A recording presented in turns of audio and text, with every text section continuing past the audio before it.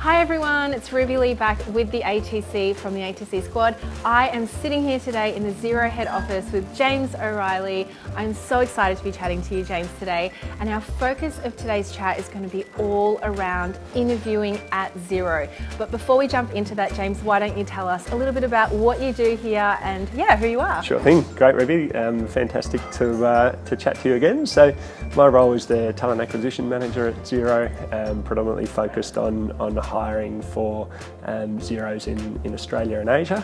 Amazing. So in the 3 years you've been at Xero, tell us a little bit about that growth and how many people, I guess, has been hired in that time. Yeah, absolutely. So I'll go back a step. If you think about Xero, it's still only 12 years old, right? So we started in one country, we're now in 180. We started with 1 Xero, we're now at 2,000 globally.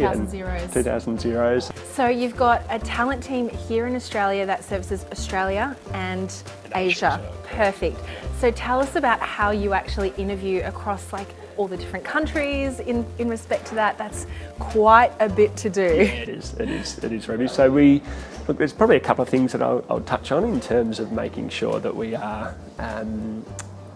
bringing the right people into the business. There's probably a couple of touch points beforehand that I'll focus on. One's the interviewing at Xero workshops that we run. Yes. So that's where we sit down with hiring managers, sit down with interviewers and talk them through how to conduct an interview, how to structure an interview, what to do, what not to do, but also touching on really important topics like unconscious bias and cognitive diversity, strengths-based interviewing. We feel it's really important for our interviewers to have a grasp and a handle on those things when we are hiring so many people. The second point I'd touch on is the importance of the job brief as part of our hiring process.